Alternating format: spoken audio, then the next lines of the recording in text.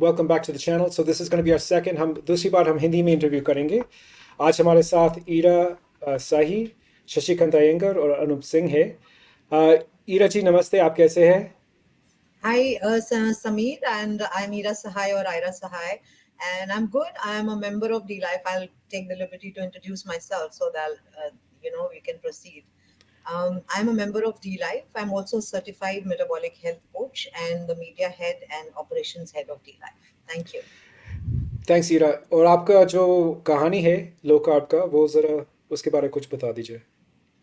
तो ये मैंने 2-3 पॉडकास्ट में डॉक्यूमेंट किया है, including with Shashikant anchor and doctor Shawn Baker. 2021 में in October I was diagnosed with an autoimmune condition called membranous nephropathy, जो कि कहते हैं कि जिसका कोई इलाज नहीं है.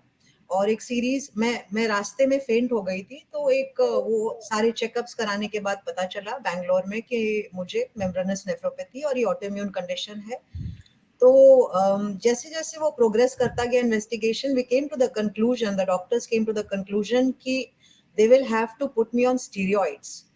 तो स्टीरॉइड्स के बारे में तब मुझे थोड़ा बहुत पता था, so I was really scared. And then when sir I ये कौन सी आस्क्ड, शहर में थी? ये बैंगलोर में इन्वेस्टिगेशन हुआ था, बिकॉज जी. जिस दिन मैं ब्लैकआउट हुई मुंबई में थी, और 2 दिन के बाद मुझे ट्रैवल करना था to my brothers and parents place in Bangalore. So sir. I did the investigation there and it was a very big hospital. और वहां पे उन्होंने बताया कि आपको ऑटोइम्यून कंडीशन हुआ है, मेम्ब्रेनस नेफ्रोपैथी, जिसमें protein urea was 7635 mg per 24 hours. So that was huge. और And उसका there रेंज was क्या होना चाहिए? रेंज है 100 और 150 के बीच में. और बट उसके साथ जो सिम्टम्स थे, हमेशा ब्लैकआउट की फीलिंग होना, और हम यूरिन में बहुत ही ज्यादा फ्रॉथ आना, और आई हैड बॉल्ड पैचेस. पूरे सर के जो बाल हैं, आई थिंक 50% चले गए थे. तो ये हेयरलाइन रिसीड कर गया था, और यहाँ पे पैचेस, यहाँ पे it was a very depressing situation. और डॉक्टर्स ने बायोप्सी की किडनी की, और उसके बाद मुझे कहा कि अगर स्टीरॉइड से ये कम नहीं होता है, पहले तो आपको हर महीने या 2 महीने पे चेकअप कराते रहना है, प्रोटीन यूरिया कितना है, और अगर ये कम नहीं होता है तो आपको फिर हम किडनी ट्रांसप्लांट सजेस्ट करेंगे. तो वहां से वो सुनने के बाद, because that trajectory had started steroids and kidney transplant, and I knew the jig somewhat. तो वहां से मैंने सोचा कि नहीं, if I have to go down, I will go down fighting. I mean, this is such a hopeless route that I don't want to travel this path. तब मैंने वहां से अपनी रिसर्च शुरू की, and like it was a race against time, because every day I was spilling protein in my urine. Every day there was all over the place my hair fall, and my skin had sagged completely, and I used to look something like very very bony and kind of skeletal, like Michael Jackson nose and all of that. So it was a race against time, and every research, at that point of time I actually didn't know what to do. And I started searching, and by common sense, ये मैंने podcast में भी कहा है, common sense कि अगर protein leak हो रहा है इतना और उसकी वजह से मेरी ये हालत है, तो कॉमन सेंस कहता है कि that protein should go back into my body. So based on those premise I started looking for alternatives. तब मैं 10-12 साल के लिए बीच में वेजिटेरियन हो गई थी. तो अच्छा. ऑब्वियसली, हाँ, सॉरी ऑब्वियसली सॉरी, ये आपका जब हॉस्पिटलाइजेशन हुआ वो किस साल, वो कितने कितने साल पहले थे? 21 में, 21 में, 2000 2021. 2021 में. So but you were vegetarian from when? Yes, so I had turned vegetarian around 2010, 11 के सही. आसपास, या अच्छा 9 अच्छा. के. हाँ, gradually it started. So, and सही. before that, it is very interesting that I was a hardcore, meat eater. Thanks to my dad, who was I mean, both times he ate both times, and we used to like really mock him for not eating vegetables and fruits and all of that. He would just leave it on his plate. And at that point of time, we thought, this is like really bad, not eating vegetables and fruits. Just the mainstream message was so strong in favor of vegetables, fruits and everything.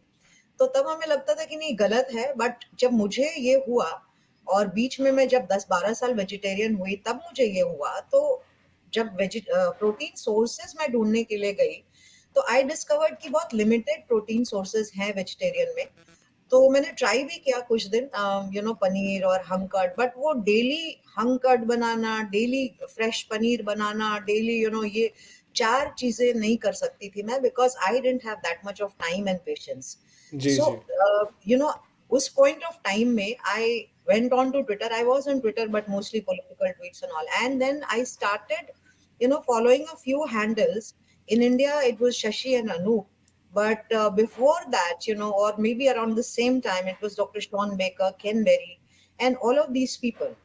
So mostly Shawn Baker और वहां से carnivore का although वहां पे कोई listed membranous nephropathy नहीं था उनके कार्निवोर कम्युनिटी में जहां तक मुझे याद है but based on the inputs that I had मेरे पास it was a kind of race against time and I wanted to do something start something and see the results I mean if this doesn't work and I still have some time to do something else तो मैंने I just turn carnivore overnight और तब मैं तो थोड़ा सा Green's हाँ कुछ ये कह रहे हैं 2022 है कि कौन सी साल है किस हाँ ये वही वही वही साल में अच्छा अक्टूबर में डायग्नोज हुआ and immediately I started doing my research I think immediately I within 10-15 days or whatever time it took for me to come back from Bangalore to Mumbai and immediately turned carnivore सही और तब मैं थोड़ा सा grains खाती थी तब मैं थोड़ा डेयरी भी खाती थी और थोड़े वेजिटेबल्स वगैरह बट एक तो वेजिटेरियन में प्रोटीन सोर्स करना एक थोड़ा सा इशू था मेरे लिए plus I had to make a choice to make it as simple as possible, so I turned carnivore. तो carnivore में आने के बाद it was just one item on my plate, and that's the story behind me turning carnivore. And then whatever happened, we can discuss that later. After turning carnivore. Fantastic thank you so much Eera ji Shashi ji Anoop ji कैसे हैं आप लोग अच्छा हूँ, thank you. ये हमारा ये हमारा रिवाज है कि हम 15 अगस्त या 26 जनवरी को बात करते हैं ये हमारा तीसरा है मेरे ख्याल से, सही सही तीसरा पॉडकास्ट है। सही तो आप सबसे ये पूछना था आपका पूरा इंट्रोडक्शन हमने किया पिछले पॉडकास्ट में से फिर से नहीं करेंगे आप सबसे पहले प्रश्न यही था कि देखिए अब हम 101 पहुंच गया 101 लेवल हमारा हो गया हमने सब समझा दिया सबको अब सवाल यह है कि when we get to more advance level लोगों का प्रश्न होते हैं 2-4 जो सबसे पहले प्रश्न होता कि देखिए मेरा कोलेस्ट्रॉल बढ़ गया मेरा एलडीएल बढ़ गया और उसके लिए मैं काफ़ी चिंतित हूँ मेरा काफ़ी फिक्र हो रहा है तो मैं क्या कर सकते हैं इसके बारे या कुछ करना चाहिए या आपका क्या राय है तो शशि जी अनूप जी कौन पहले जाएगा या ईरा जी कोई भी जाए सो देखिए कैसा है कि मेरे पास काफ़ी रिसर्च है, उसमें 3 रिसर्च स्टडीज़ दिखाया गया है, ठीक है, जी कि अभी हम लोग कोलेस्ट्रॉल में डरते क्यों हैं, क्योंकि उससे हार्ट डिजीज़ होगा, ठीक है। अभी मेरे पास एक 3 क्लियर स्टडीज़ है जिसमें कोलेस्ट्रॉल और दूसरा इत्यादि फैक्टर्स कंपेयर किया गया कि कौन सा हार्ट के लिए ज़्यादा रिस्क है। तो उसमें पाया गया है कि ब्लड शुगर का रिस्क है वो 10 टाइम्स है। उसके बाद आता है स्मोकिंग, ओबेसिटी, मेटाबॉलिक सिंड्रोम, इसमें सब 6-7 फैक्टर आता है। जबकि कोलेस्ट्रॉल का जो है एलडीएल कोलेस्ट्रॉल एपोबी इनको बोलते हैं, इनका जो रिस्क फैक्टर है वो लेस देन 2 है, ठीक है। तो ये स्टैटिस्टिक्स में माना जाता है कि जिसका hazard ratio is less than 2 उसका कुछ मायने ज़्यादा रखता नहीं है, पहले जिसका हज़ार्ड रेशियो मोर देन 2 है उसका मायने ज़्यादा रखता है। अभी एलडीएल या एपोबी इनका सब जो है जो एज के स्टडीज़ में दिखाया गया इसका रिस्क इज लेस देन 2 है, whereas blood sugar highest risk है। तो हम लोग कैसा है ना कि जब भी हम लोग लो कार्ब या कीटो करते हैं तो ब्लड शुगर कम हो जाता है, ठीक है, ब्लड प्रेशर कम हो जाता है। सही दूसरा एक जो हम लोग कभी रिसर्च करते नहीं है ज़्यादा से वो है इंसुलिन रेजिस्टेंस। काफ़ी स्टडीज़ में पाया गया है कि अगर insulin resistance factor is more than 4.5 और 5 जिसको होमा आईआर टेस्ट बोलते हैं इंसुलिन रेजिस्टेंस, उन लोगों में इवन ब्लड शुगर भी नॉर्मल होगा अगर होमा आईआर इज मोर देन 4.5 और 5, उनमें हार्ट का रिस्क ज़्यादा है, हार्ट डिजीज का रिस्क ज़्यादा है। तो जब भी हम लोग लो कार्ब या कीटोजेनिक डाइट करते हैं या कार्निवोर करते हैं इसमें क्या होता है ट्रेडिशनल जो मेन रिस्क फैक्टर है वो सब कम हो जाता है, blood sugar, obesity, metabolic syndrome में ट्राइग्लिसराइड अपॉन एचडीएल रेशियो का बहुत मायने रखते हैं, ठीक है। ये सब कम हो जाए, इंसुलिन रेजिस्टेंस कम हो जाता है, बचा कुचा सिर्फ कोलेस्ट्रॉल, ठीक है। कोलेस्ट्रॉल किसी में कम बढ़ता है, किसी में ज़्यादा बढ़ता है, किसी में कम भी हो जाता है, हम लोग ने ये भी देखा है, ठीक है। तो अभी रिसेंटली कुछ महीनों पहले डेव फेल्डमैन ने स्टडी रिलीज किया था, ठीक है, where they are compared LMHR बोलते हैं, जिसमें कोलेस्ट्रॉल बहुत बढ़ जाता है। LDL कोलेस्ट्रॉल 250 से बढ़ जाता है ऊपर, टोटल कोलेस्ट्रॉल 400-500 होता है। और वो लोग ने सर 2 स्टडी ग्रुप्स में करके देखा है, दे हैव फाउंड दैट कि उसमें जो कोरोनरी कैल्शियम स्कोर या जो सीटी एंजियोग्राम थी, एनजीएम जिसमें इवन जी सीटी एंजियो में इवन सॉफ्ट प्लेक पाया, जिसमें डिटेक्ट किया जाता है, उसमें देखा है कि उसमें कुछ सिग्निफिकेंट डिफरेंस नहीं है। There is no significant difference between जो ग्रुप में LDL 250 है और जो ग्रुप में LDL 120 या 126 है। जी तो जी ये स्टडी प्रूव किया है कि LDL may not be the cause of heart disease, may not be the cause of heart disease.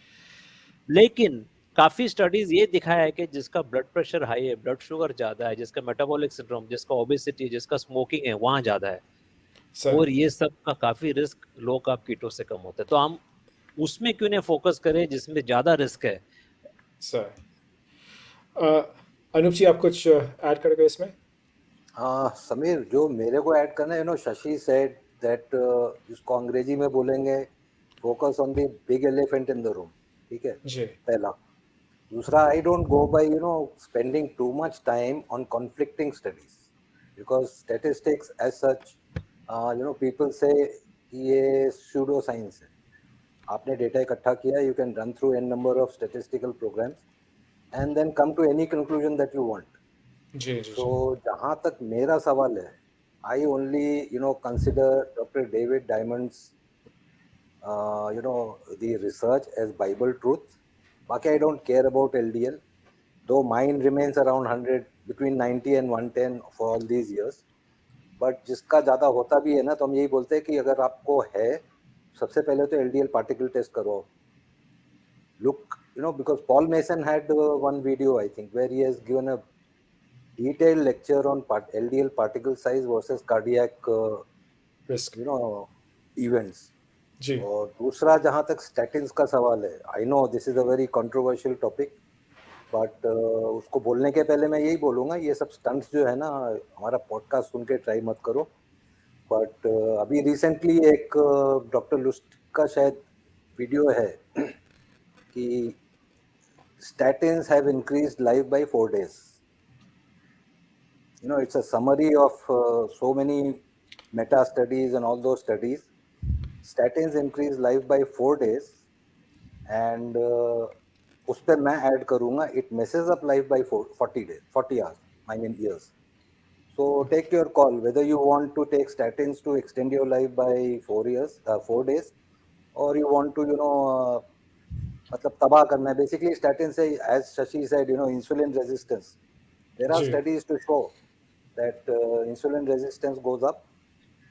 A person turning diabetic, chances I think 42% or 36% higher. Ji So all this statistical jugglery, somehow I'm not a big fan of, though whatever the studies might say, stick to basics. Basically अपना ये है. तो big elephant in the room, of course, insulin resistance, inflammation, ठीक है, ये दो factor आप इस पे ढूंढिए कि ये दो जो मेजर चीज है ना, किसकी वजह से हो रहा है. वो लिपोफोबिया खाली बोलने से फैट खा रहा हूँ, LDL बढ़ गया तो मैं मर जाऊंगा, that does not happen. I am eating fat, and दो बोलना नहीं चाहिए, I am a smoker also. So I have everything again going against me, but still I am living without any, even mild heart pain कभी नहीं हुआ. 14 sir साल हो गए फैट खाते हुए, more than 40 years, maybe 30 years, maybe smoking. Sir So yes, keep your insulin low, keep your inflammation markers low, keep your weight in control, keep your BP in control.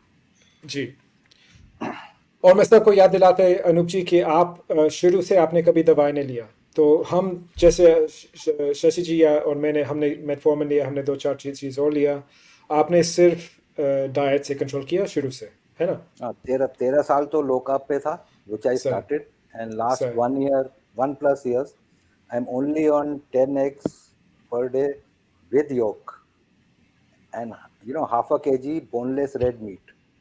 That is my sir diet. Sir Eera ji आप कुछ add करोगे इसमें I think both of them have covered very valid points, and that is what we should focus on. As Anoop said, the elephant in the room is really insulin resistance, and that should be the focus and concern instead of looking at things in an isolated manner. So I think they've covered most of the points. Yeah. 100%. जो मैं add करूँगा इसमें, एक तो एक detail interview है English में Dave Feldman के साथ इस चैनल पे, तो वो आप ज़रा देखिए अगर आपका इसके बारे कुछ ज़्यादा सीखना है। दूसरे जो मैं कहूँगा कि देखिए जो सारे जो स्टडीज़ है एलडीएल के बारे, जो शुरू में हुआ 1960s में 1970s में, वो बच्चों में था जिसका एक बीमारी थी, वो बीमारी का नाम है हाइपर कोलेस्ट्रोलिनिमिया। उसका ये फंक्शनिंग यानी जो क्लियरेंस होते कोलेस्ट्रॉल का या एलडीएल का वो सही नहीं था, उसका कुछ जेनेटिक एबनॉर्मेलिटी था। उससे हम पता नहीं करते कि इससे हम अस्यूम नहीं कर सकते कि जो भी हाई एलडीएल है या जो भी हाई कोलेस्ट्रॉल है वो बैड है, वो बुरा है। हम ये असम्पशन नहीं कर सकते, वो एक जेनेटिक एबनॉर्मेलिटी है। मेरा कोलेस्ट्रॉल जो है वो इंडियन पॉइंट्स में 400 से के ऊपर है, और यहाँ साउथ अफ्रीका में हम लोग कहेंगे 11 या 12, ऐसा कुछ, मुझे अभी याद नहीं एग्जैक्टली जो सिस्टम है, काफ़ी हाई है। जो नॉर्मल है वो 1 से 100 से कम या 1 से कम होना चाहिए। मेरे तो 400 है और काफ़ी साल से है। मैंने पिछले साल अपना कैल्शियम स्कोर कर दिया, वो 0 स्कोर है, यानी मेरा आर्टरीज साफ है। ठीक है, सो दैट्स नॉट सेइंग कि किसी और ने ये करना या नहीं करना। जो मैं कह रहा कि जो आपने बताया, जो सब ने बताया कि इंसुलिन रेजिस्टेंस, या मैं इंसुलिन रेजिस्टेंस इस्तेमाल नहीं करूँगा, वो I think it's a little difficult to classify. High insulin levels और हाई शुगर लेवल्स, अगर आपका फास्टिंग इंसुलिन अबव, मेरे ख्याल में अबव 7 भी नहीं होना चाहिए। If your fasting insulin is above 7, you're already in serious territory. Many people have fasting insulin higher than 10, higher than 12, higher than 17 I've seen. That's very, very dangerous situation. तो fasting insulin कम होना चाहिए, fasting glucose कम होना चाहिए, और HbA1c कम होना चाहिए ना। If this is all fine, then cholesterol is a secondary matter. ठीक है, मगर जैसे हम कह रहे हैं, अगर आपको एक डॉक्टर, इनके इंटरव्यू भी इस चैनल पे है, डॉक्टर वीना शत्रुघ्ना, जिन्होंने कहा कि एक्चुअली हमारे इंडिया में हम देखते हैं कि लोगों को ट्राइग्लिसराइड्स हाई है, HDL लो है, और LDL भी हाई है, and that is very dangerous combination. तो अगर आप Yes. उस पेशेंट में आ जाते तो फिर आप अपना दवाई वगैरह मत छोड़िए, आप ऐसा मतलब सोच भी नहीं सकते। First you have to make the dietary changes before you consider any changes in medication. ठीक है? So with that, I'll go to the next question I had. तो कई बार अभी मेरा 2-3 क्लाइंट था ऐसा जिसका कंप्लेंट आया कि भाई मेरा हेडेक हो रहा है या मेरा मसल पेन हो रहा है। जब मैंने अभी कार्निवोर या लो कार्ब शुरू किया तो लोगों को समझ में नहीं आता कि शायद इनको नमक का क्वांटिटी बढ़ाना है। तो इसके बारे में आप कुछ बोलोगे? Who will take up? You Right. You start. can go. Yeah. Huh? Yeah, Samir, Yeah. you know, I think Marty Kendall has a very, you know, he has a great site, और जी। वहाँ पे जो है the sweet spot of sodium is 2900 mg per day, and that body will demand. Now 2900 mg would be, I think, round about 7.5 to 8 grams of salt per day. Now, how many people who are switching to low carb, कितने लोग वो salt पे focus करते नहीं करते कभी? तो 8 grams तो होना चाहिए, उसके ऊपर अगर थोड़ा बहुत तो 19-20 हो जाता है तो कोई दिक्कत नहीं है, एक्सेप्ट विद अ राइडर कि जो है you know hypertensive cases, minor segment of hypertensive cases, they may not be able to handle it. उस पर शशि कैन टॉक मोर। या सो देखिए, हम जब लो कार्ब में जाते हैं तो पहला क्या है कि वाटर लॉस भी तो हो ही जाता है। ठीक है, वाटर लॉस के साथ एडिशनल इलेक्ट्रोलाइट निकल ही जाता है। तो it is compulsory that initial stage में तो हमको ज़्यादा सॉल्ट लेना ही पड़ेगा। Very very common feeling of tiredness and headache very frequently आ जाता है। अभी ऐसा मेरे पास एक कभी कभी ट्विटर में कोई मुझे मैसेज भी करता है। So there was a person जिसने मैसेज किया कि वो कोई बॉडी बिल्डिंग जिम कम्युनिटी में है एंड उसका वेट लॉस हो नहीं रहा है। ठीक है, तो वो लोग ने बोला कीटोजेनिक करो, जबकि वो उसका हेड कीटोजेनिक के खिलाफ है। ठीक है, तो उसको बोल दिया कीटो, तो उसको हेडेक आ रहा है, तो उनको मालूम ही नहीं क्या कर रहा है। ही कॉन्टेक्ट, मैंने उसको बोला कि they are not trained people, so उनको कुछ मालूम नहीं है। तो मैं उसको बोला सिर्फ सॉल्ट ऐड करो कल से, you take 2 teaspoon of salt additionally throughout the day. तो 2 दिन के बाद मैसेज किया कि हेडेक गायब हो गया। सो वेरी वेरी कॉमन है, सॉल्ट डिप्लीशन इनिशियली ज़्यादा भी हो जाता है, so you are suppose to take more electrolyte, very simple, salt भी ले लिया तो चल जाता है, और one of those electrolyte powder ले सकते हैं विच डजंट कंटेन जी any sugar. Electrolyte additional salt replenishment is compulsory है, उनको सॉल्ट जी ज़्यादा लेना ही पड़ेगा। और हम लोग ने काफ़ी जगह देखा है कि इवन जब भी मेरे पास क्लाइंट्स आते हैं ब्लड प्रेशर के लिए भी, ठीक है, तो वहाँ भी मैं सॉल्ट बढ़ाता हूँ, and there is no difference in BP, क्योंकि वो लोग बीपी दिन में 3-4 टाइम्स मॉनिटर करते हैं। जब भी हम सॉल्ट बढ़ाते हैं ग्रेजुअली, उसमें भी ज़्यादा हाँ फर्क नहीं। देयर कुड बी फिर 5-10% पॉपुलेशन है जो सॉल्ट सेंसिटिव होगा, इसके लिए मैं मॉनिटर सर करने बोलता हूँ। इनवेरेबली मैं सभी जगह देखता हूँ कि there is no impact on BP, on the contrary slowly 2-3 हफ्ते में बीपी नीचे आने चालू हो जाते हैं। लेकिन ईरा जी मेरा एक समय वो मेरे क्लाइंट की बेटी है, she is also I put her on slightly low carb, इनका भी कुछ हार्मोनल प्रॉब्लम्स था, she 17-18 year old young lady, and वो इनका थोड़ा सा दर्द हो रहा था। मैंने पहले तो हेडेक हो रहा था, मैंने इनको कहा कि सॉल्ट बढ़ा दो। फिर मैंने फिर कुछ और सिम्टम था, वो डॉक्टर के पास गए, डॉक्टर कहे कि नहीं सॉल्ट कम करना चाहिए। तो हर डॉक्टर इंडिया में ये सॉल्ट पे इतना वो क्यों करते हैं कि सॉल्ट कम करना चाहिए, आपका कोई आइडिया है? हाँ, मुझे तो बहुत आइडिया है, बिकॉज मैं तो जब I left my story half, so I will complete the story. जी you know when I went carnivore, तो जो मेरी ऑटोइम्यून कंडीशन थी, मेम्ब्रेनस नेफ्रोपैथी, 1 साल के बाद मुझे उसी जगह पे रीअसेसमेंट करने का मौका मिला, उसी हॉस्पिटल में। और मीनवाइल मैं टेस्ट करते रही, कार्निवोर होने इमीडिएटली कार्निवोर टर्न हो गई, और टेस्ट करते रही, तो जो प्रोटीन यूरिया के नंबर्स हैं वो नीचे आने लगे, और बाल झड़ना रुक गए, स्किन थोड़ी सी लिफ्ट होने लगी, although you know it took time, but वो सब होने लगा। बट मजे की बात ये है कि 1 साल बाद जब मैंने टेस्ट किया, तो इट हैड गॉन इनटू रेमिशन। और डॉक्टर जो एडवाइस कर रहे थे किडनी ट्रांसप्लांट के लिए, उन्होंने मेरे प्रिस्क्रिप्शन पे लिखा spontaneous रेमिशन। On the other hand, they asked me, what did you do? So I showed them the prescription and I still have it. I think I should have it. The dietary protocol is mentioned as less salt. So that was the only dietary protocol given to me in the face of an autoimmune condition. तो salt से, meet से, और खास करके अभी हम salt की बात करें तो इससे हर को प्रॉब्लम है एक्चुअली, बिकॉज रूट कॉज नहीं समझते हैं, इसीलिए सॉल्ट को कट कर देते हैं। और जैसे शशि ने कहा, I am working with 2 athletes also, and one of them is hypertensive, and as is the protocol, 8 grams of salt was introduced in his dietary intake, and that has helped actually bring his readings down. And we monitor 3 times: before coffee, after morning coffee, and evening. And I have the entire logs and how it has come down. In fact, the doctor has now told him that he is going to reduce the dose. So yes, salt हर चीज में कम करने के लिए कहते हैं। मुझे kidney का problem था तो उसमें भी कहा था, हाइपरटेंशन है तो उसमें भी कहते हैं, और ये जनरल बिलीफ है कि सॉल्ट बॉडी के लिए अच्छी नहीं है, वेरएज इसके रिजल्ट्स हम कॉन्ट्ररी देख रहे हैं। सर समीर, सही जी बताइए। अगर मैं शेयर कर पाऊंगा तो मैं एक अब स्टडी शेयर करूंगा। मैं ये जी जी स्टडी अपेयर हुआ यूरोपियन हार्ट जर्नल 2021 में। अमेरिकन हार्ट एसोसिएशन का रिकमेंडेशन यहाँ है, WHO का रिकमेंडेशन यहाँ है 2 gram of sodium per day, और ESC यहाँ करता है। ये जो लाइन है, दिस इज शोइंग मोर्टेलिटी, मतलब मौत कितना होता है, और ये लॉन्जिविटी, कितना लोग जिंदा रहते हैं।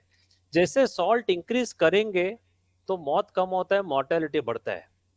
ये डॉक्टर लोग या जो भी फॉलो करते हैं, इनका गाइडलाइन फॉलो करते हैं, ये लोग यहाँ है। यहाँ मोर्टेलिटी भी ज्यादा है, लॉन्जिविटी कम है। जबकि आप अभी जैसा यहाँ, ठीक है, 4 ग्राम ऑफ सोडियम मतलब 10 ग्राम ऑफ सॉल्ट। अगर दिन में आप 10 ग्राम ऑफ सॉल्ट लोगे तो आपका यहाँ स्टेटस होगा 4 के यहाँ। आप जैसा बढ़ाओगे तो जैसा बढ़ेगा, देखिए आप जैसा बढ़ते हैं आगे, ठीक है, कि मोर्टेलिटी है, मौत कम होता है, लॉन्जिविटी बढ़ता है, ठीक है। इसमें भी ऑफ कोर्स इसमें जे कर्व है बोलते हैं, ठीक है। एक लिमिट के बाद इफ यू रियली सी के ज्यादा भी होना नहीं चाहिए, बट हम लोग सेफली एटलीस्ट 8-10 ग्राम तो आराम से ले सकते हैं। Then this is a sir study which is publish in European heart journal. और क्या मांगता है मुझे हमको? सही सही। और अगले प्रश्न ये होगा कि कुछ लोग काफ़ी पैसा लगाते हैं अपना फैंसी इलेक्ट्रोलाइट्स ख़रीदने के लिए, जिसमें पोटासियम भी है, मैग्नीशियम भी है, और 2-4 चीज़ होगा उसका। वो वो फायदे की चीज़ है या वो बेकार का खर्च है, आप बताइए।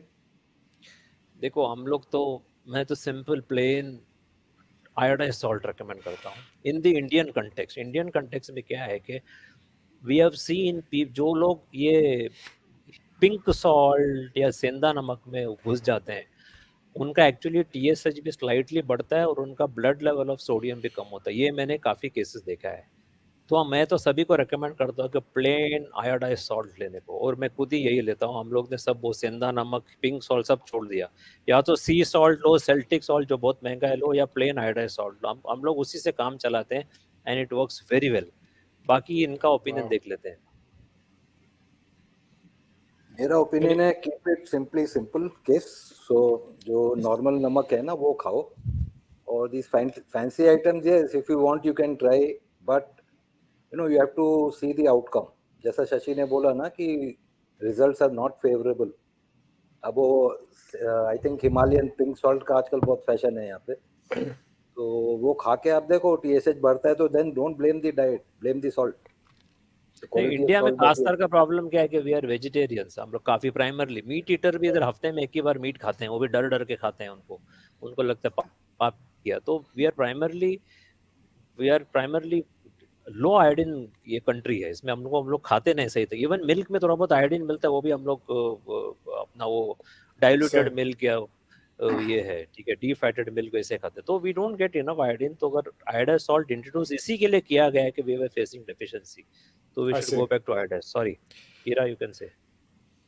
Yeah, my point of view is, शायद पहले मैं vegetarian अगर होती, and if I was on a LCHF vegetarian protocol, maybe I would have looked at a few other things as well besides the salt. But being on a meat-based diet, the only thing that probably I add or I need, or I take in, that is salt. उसके अलावा, considering that I also take organ meat, red meat, and all of that. So it has everything else, and the only thing missing probably is the salt. So that's the only addition that I do. सही। Very good. So the only thing I will add from my perspective is कि जो ये pink salt आपने note किया एक दो बार, उस वो पिंक किस लिए है? हमें स्टडीज दिखाते कि शायद उसमें लेड भी है। वो लेड किसी किसी इंसान के लिए अच्छा नहीं है, तो वो ज़रा आप ज़रा सोच समझ के ले लीजिए अगर ले लोगे तो। दूसरी चीज़ ये है कि उसमें आयरन का कंटेंट ज़्यादा है। तो आयरन अगर आप मेरे जैसे है और मर्द, यानी if you're a man, if you're not a menstruating woman, तो ज़्यादा आयरन खाने मतलब ख़ास तौर पर सॉल्ट में वो उसका फ़ायदा नहीं, वो नुकसान है। तो उस पर भी थोड़ा ध्यान रखना ज़रूरी है। If that's okay, if no one wants to add any more to that conversation, then can we go to this question about क्योंकि आजकल कुछ लोग इंडिया में भी पूछ रहे कि क्योंकि मैं तो I describe myself as hyper carnivore. यानी मैं 80-90% of my calories are coming from meat, but 10-20% is not. Okay, low carb, other things. तो सवाल ये है कि अगर लोग मेरे से पूछते हैं अगर मैं ये करना चाहूँगा इंडिया में, तो हमारे जो नॉन वेज वाला खाना है वो प्याज होते, लहसुन होते, पता नहीं हींग होता है, क्या क्या होते, टमाटर भी होते, दही भी होते। ये कोई मसला है? मुझे सिर्फ अगर मैं स्ट्रिक्ट कार्निवोर करना चाह रहे तो मैं सिर्फ मीट खाऊंगा, क्या क्या क्या खाऊंगा? ईरा जी। हाँ, कार्निवोर का मतलब तो यही है। हालांकि ये पर्सनल प्रेफरेंस पे भी डिपेंड करता है। मैं बहुत लोगों को जानती हूँ, कोचेस भी हैं, क्लाइंट्स भी हैं, जो कार्निवोर करते हैं। जैसे आपने कहा 80% आपका प्लेट जो है वो कार्निवोर है, बट 10% 20% आप थोड़े वेजिटेबल्स ले सकते हो, ऐसे डेयरी ले सकते हो। बट मैं पर्सनली नहीं लेती हूँ। एंड आई थिंक ये ज्यादा मसाले या ज्यादा कॉन्डिमेंट्स यूज करने का जो वो है ना, because we eat other things also along with meat. So when you get used to eating only meat, you will not need to flavor it as much. जैसे पहले मैं भी बनाती थी तो ये सारी चीजें मैं भी ऐड करती थी थोड़ी क्वांटिटीज में। But if you are taking fatty red meat या आप फैटी फिश खा रहे हो, तो इतने सामान की जरूरत नहीं पड़ती है। This is what I am trying to say. The point is when you go carnivore, it is hyper carnivore means hyper simplified plate. So I probably take 10 minutes to make my meal. And just to add to one point of salt, how I incorporate salt is that I take salted black coffee throughout the day. So most of the hours I am in a fasted state. So usually it's 20 hours of fasted state every day. and 4 hours of eating window. Sometimes 5 hours, sometimes just one meal a day. So, how I incorporate salt is through a black salted coffee, and I really like it. And I think now a lot of people are also trying it and they like it. So, that's the salt part. And coming to the meats, I don't think if you have a fatty cut of meat, you will not need that much of, condiments or onions and tomatoes. It is basically to make gravy. I mean, you add so many masalas and condiments to make gravy. If you are eating say seared or pan fried cut, or a roasted cut, or even butter and pepper, they taste great. So this is ultra simplified, the most sorted out food, I would say, and you don't need so many things to incorporate. सही सही अनूप जी आप कुछ add करोगे इसमें जैसा ईरा ने कहा ना, it is a personal preference, right? Cooking जो है ना, even if it is carnivore, some people take time to switch to what you call hyper carnivore, where there is nothing else. But एक चीज का ध्यान जो कोई नहीं देता होगा, 100 ग्राम प्याज में 4 ग्राम शुगर आ रही है, ठीक है? Equivalent I think tomato must be around 3 grams or something.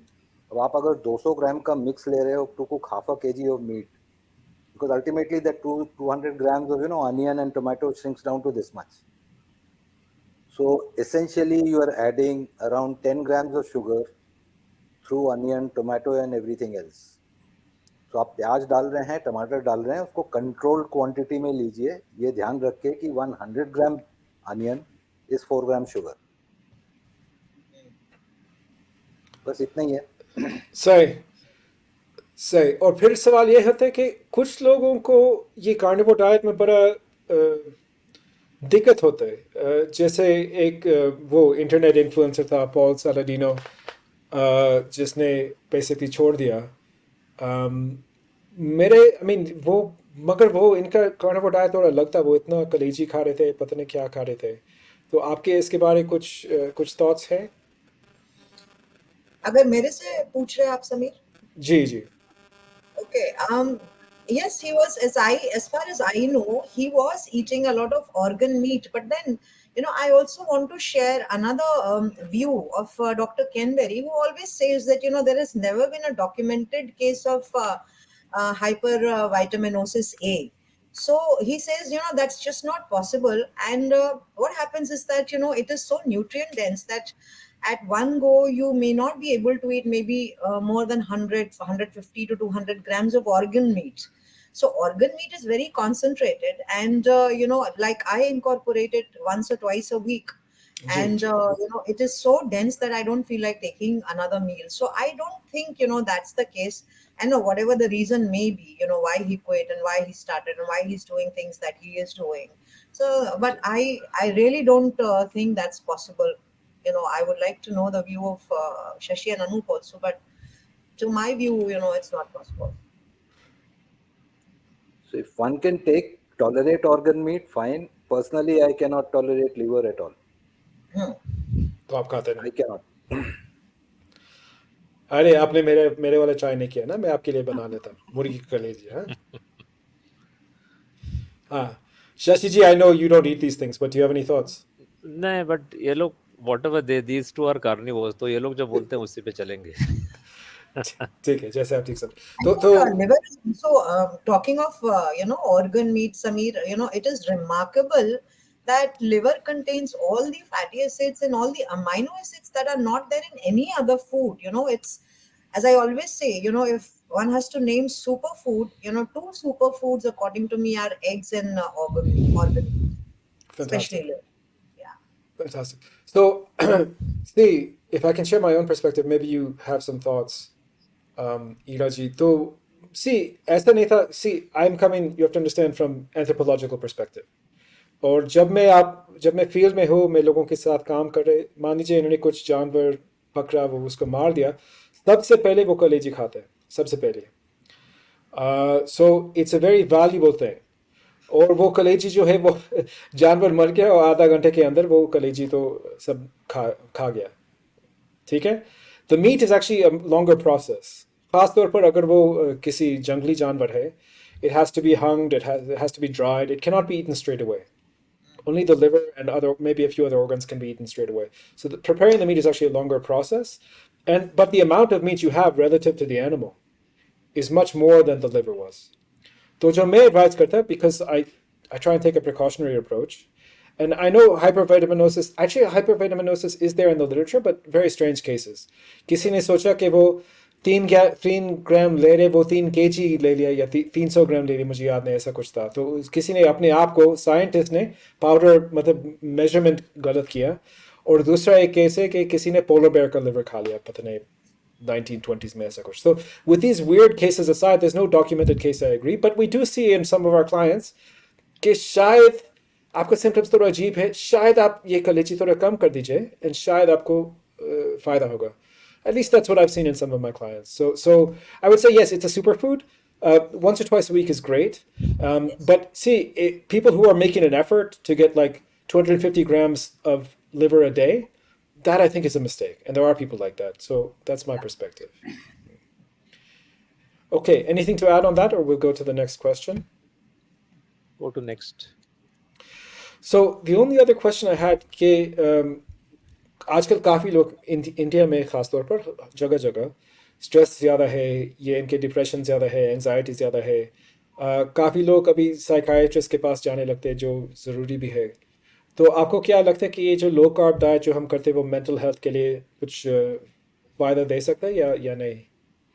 Shashi, आप शुरू कीजिए.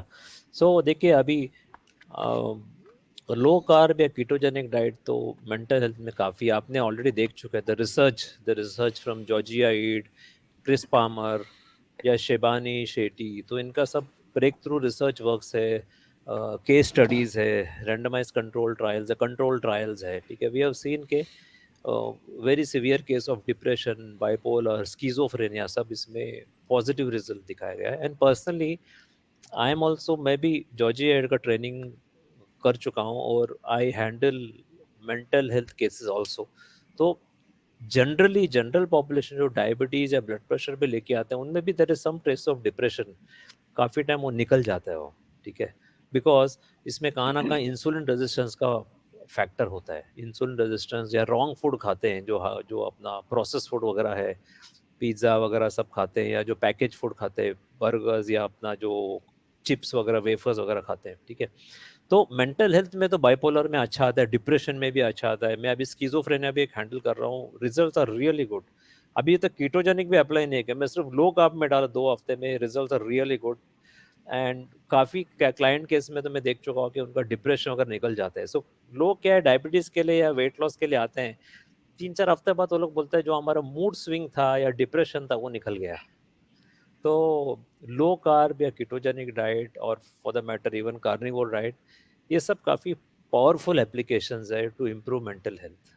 काफ़ी पावरफुल है. अनूप जी, ईरा जी.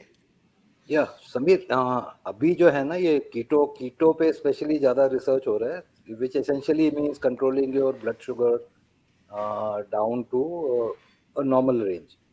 लेकिन आज से 35 साल पहले, आज से और maybe more, doctor Richard Bernstein, जिसका नाम शायद सबने सुना होगा, he had recruited worst case of depression, right? And he found that once the blood sugar normalizes, जो depression का उनका scale होता है, शायद I don't remember the name, all those patients came down to normal, all, not one but all. Now to add to this, he wanted to publish this study in a journal. He was refused because he was an engineer, right? And that is the time, at the age of 45, he started pursuing, medicine. He joined medical college at the age of 45, and the same paper was published in Irish Journal as a part of his, thesis to complete the course. Wow. Just so everyone knows, Dr. Bernstein तो type 1 diabetic है, और अभी तक जिंदा है, 90 साल के है शायद. 85 के ऊपर ही है शायद. अच्छा सही. So हाँ, he's a very Dr. Bernstein, सबको मालूम है. Ira ji, would you like to add anything? I think it is well documented, and we also did, Shashi and Anup organized the second Metabolic Health Conference in April 2024. and it widely covered mental health. And the experts and everybody, I think the one food that is very effective in improving mental health conditions is the carnivore diet. I mean, LCHF, keto, carnivore, these are the things that have clear impact. And I myself, I've been on both sides of the fence, from being a non-vegetarian, hardcore meat eater, I would say, not just a non-vegetarian, to then turning carnivore. And those were the years when I had a host of other issues. I mean, not only, I wouldn't really call it mental issues or, stuff like that, but the general, maybe feeling low, often feeling low, or, never having this kind of energy. I had forgotten what it was to be, spunky, and maybe was eating, the normal khana that everybody eats and calls it a balanced diet. Maybe it was that. But I saw clear change in my, in mental clarity, energy levels, and, a happiness and all of that. So, of course, meat has got a lot to do with improvement in mental health conditions. It, as I see in my clients, every day, the first thing that they report is high energy and mental clarity. Even on a LCHF vegetarian diet, they do that, but on carnivore, even more so. So, that's my take on that. Yes, Samir, one point I'd like to add, on our site, we have a mental case, right? I mean, he was on, I think, schizophrenic. He was on Schizo. 4 or 5 drugs, I 4 or 5, right? Ji And long-standing history. Ji On turning low carb, except for one pill, which also was reduced to around 50% of original dose, rest of the pills were gone. I think this वाह happened in around about 3 to 4 months. Shashi knows the details of medicines. मेरे को तो उतना याद नहीं रहता है, although Greek and Latin terms. But he was borderline schizophrenic, depression, anxiety, सब कुछ था उसको. 4-5 गोली ब्लड चल रहा शुगर था. ब्लड या शुगर भी Blood था, sugar and blood सब sugar, कंट्रोल हो गया. spleen का problem, सब या problem. On low carb, he was all normal. Yeah, that's fantastic to see. I've also seen similar cases. एक चीज़ जो शशि जी को पता होगा कि इन ड्रग्स में ख़ास तौर पर जो एंटीसाइकोटिक ड्रग्स है वो ब्लड शुगर को बहुत बढ़ाते हैं ना, ऐसा कुछ मसला है. सी Yes. It causes blood sugar, insulin resistance, फिर वेट गेन भी हो जाता है. जो भी मेटाबॉलिक डिसफंक्शन है काफ़ी ड्रग्स में इससे हो ही जाता है. सही एंड सही अनफॉर्चुनेटली सही उसमें क्या होता है कि इसके लिए उनका वेट लॉस भी होता है and they keep on putting weight. सही सही. एंड तो ये कंडीशन ओनली वर्सन होता है और पिल्स खाली ऐड होता है उसमें. सही सही सही. और इसके बारे में एक बुक है, brain energy, Chris Palmer, doctor Chris Palmer का इस साल निकला, बहुत अच्छा किताब है.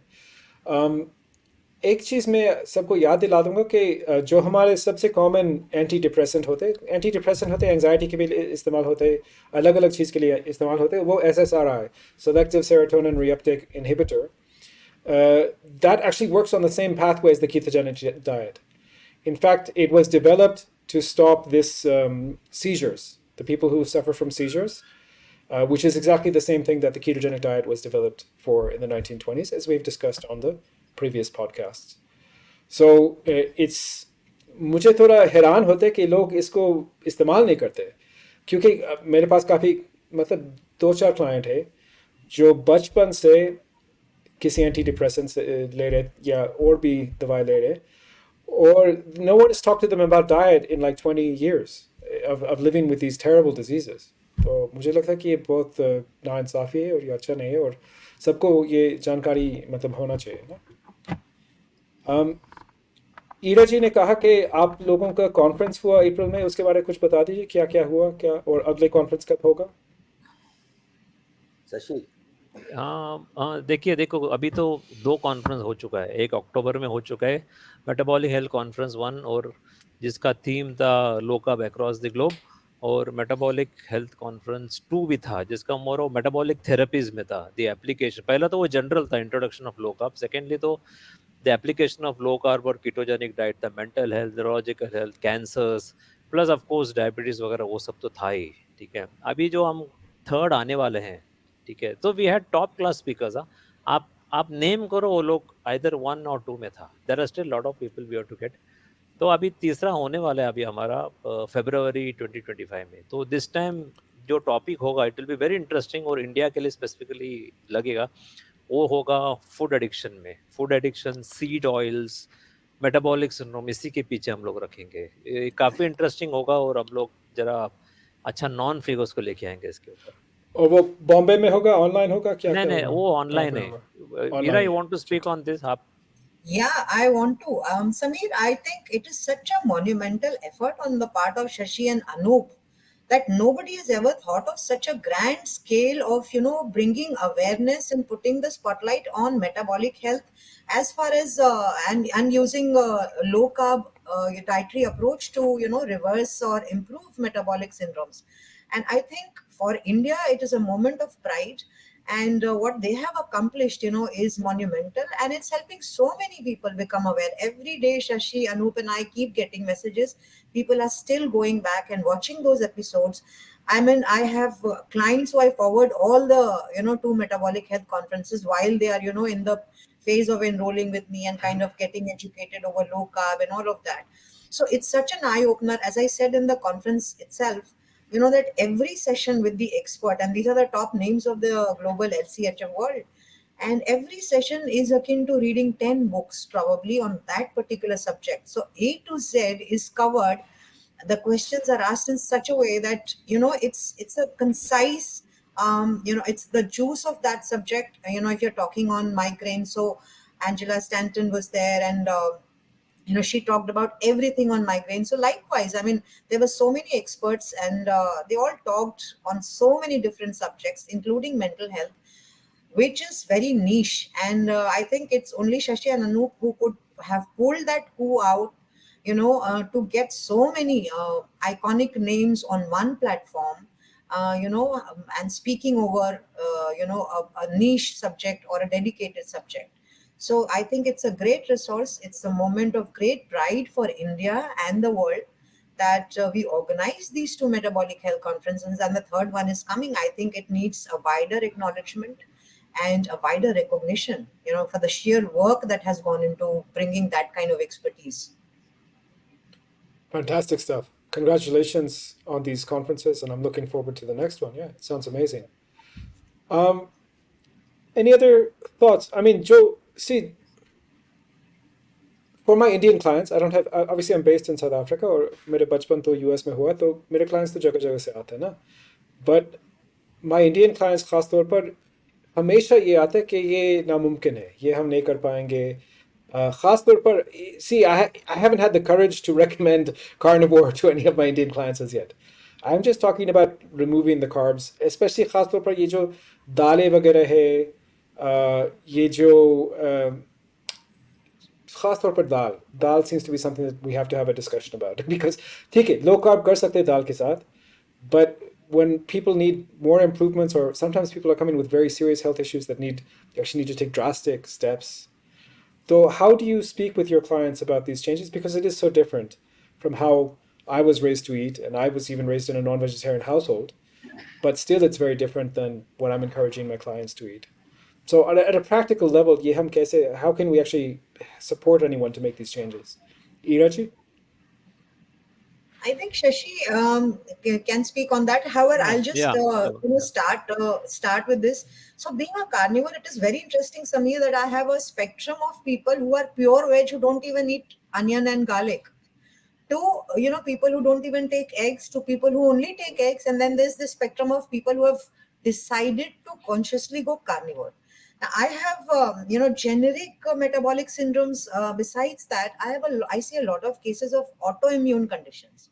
Now, autoimmune condition requires you to go on an elimination diet, and that's why it doesn't take however, there are still some people who would not change their food ideology, and despite giving them all the education and knowledge why it is necessary to go on an elimination diet, they still choose to be a vegetarian, and they'd rather keep taking pills or keep suffering that condition than change to carnivore. However, that percentage is very small. Most of my people who have an autoimmune condition, they understand the fact and they consciously turn carnivore. I have had people who have never even eaten egg, and one of them turned fully carnivore, and she saw great results. But I think otherwise, once people understand, they do the transition. But D-Live was founded on the premise that it's also meant for vegetarian LCHF. So ji people ji who are following a vegetarian ideology, we don't try to convert them. We, sure assist. Just one second. We no, assist them in their. Yeah. yeah. So just before Yeah. Shashi will come in a second, but just before Shashi comes in, I just wanted to point out that I also specialize in helping people with autoimmune. My autoimmune was vitiligo. And we do see actually a lot of improvement even just with keto approaches. So I think carnivore is probably best, I agree. But even, I don't know why, all of my vitiligo clients, and now I've seen many, many vitiligo clients, if you go keto, like you always see massive improvements. And I don't think this is well documented in the literature, but just something to note. Shashi ji? या देखिए कैसा है कि अपना अनूप सिंह ने तो हमको सिखाया गया है कि 100 ग्राम्स कार्बोहाइड्रेट में हम लोग काम चला सकते हैं काफ़ी लोगों के साथ, तो हम लोग यही करते हैं। तो लो कार्ब 100 ग्राम्स के साथ हम लोग दाल भी अलाउ करते हैं, थोड़ा बहुत ग्रेन्स भी अलाउ करते हैं। मैं तो थोड़ा बहुत वाइट राइस वगैरह भी अलाउ कर लेता हूँ, मैं सिर्फ व्हीट निकाल देता हूँ। मैं कभी-कभी थोड़ा बहुत मिलेट्स भी अलाउ करता हूँ, एज़ लॉन्ग एज़ वो 100 ग्राम्स कार्ब रेस्ट्रिक्टेड में हो जाता है। जिसको थोड़ा सीवियर है तो वो सब निकाल देते हैं, हम लोग 30 ग्राम्स में आते हैं। लेकिन इसमें हो जाता है, अच्छे से हो जाता है। 100 gram carb limit specially western के लिए it works very nicely. Thanks to Yeah. Anoop. Fantastic. I think that's great for Anupji to have the last word. Anything you want to Yeah, add? I think Samir, you mentioned about your friend who had this drug from childhood, Ji. and nobody cared to look at the diet. Now, if I extend that, problem क्या है, especially India में, आज Monday है तो ये नहीं खाना, कल मंगलवार है, ट्यूसडे है तो ये नहीं खाना. So that is one reason why I don't consult one-on-one, because I'm very short-tempered. मैं यही बोलूँगा फिर कि मेरे लिए there is no Monday, there is no Sunday, it is every day Sunday, right? And इसमें फिर एक और प्रॉब्लम आती है, the younger generation, let's say if Ira gets a client or Shashi gets a client who is in his 20s, they are open-minded, they are willing to try everything, possibly ji. because they've got 60 years of life ahead.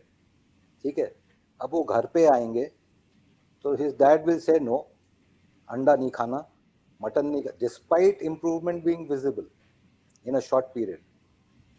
Ira has a case, I mean we cannot name the case, but उसको problem है autoimmune का, अंडा खाया, problem ठीक, मतलब improve हुआ, then ji. father steps in, then neighbor will step in, everybody becomes a nutritionist, everybody becomes an expert. So मेरा तो एक ही है भैया, either you go by your religion or religious beliefs, or you go take care of your body's metabolism. Both are Yeah. mutually exclusive. Yeah, no, it's difficult. I have a new client who's she's not young, she's a grandmother. वो शायद 65 साल की है ऐसा कुछ. और हमने इनको काफ़ी बार पूछा. पहले ये कह रहे कि वेजिटेरियन है और मुझे पनीर पसंद नहीं है. तो मैंने कहा आप क्या अंडे पसंद करते हैं कि नहीं? अंडा तो नॉन वेज है. मैं खाऊंगी नहीं.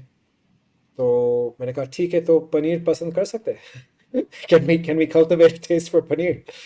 Because उसके बिना तो her symptoms were not going to improve. So I think with that kind of client, and also then you have to convince the बहू कि ये डॉक्टर ने कहा कि घी नहीं देना, आप समीर कह रहे कि घी देना है, तो मैं डॉक्टर को सुनूंगा. समीर कौन है यार, है ना?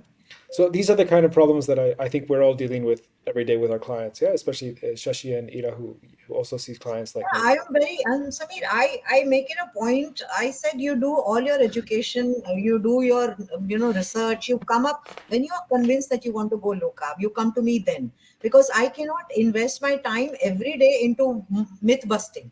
जी जी I'm बिल्कुल. here to give you results. If you are enrolling me, engaging me as your coach, then let me do my job and give you the results. If you don't get the results, then you can probably come and tell me. You will get the results, but don't ask me or expect me to educate you about everything. Why so much salt? Why not sugar? Why not honey? Why not good?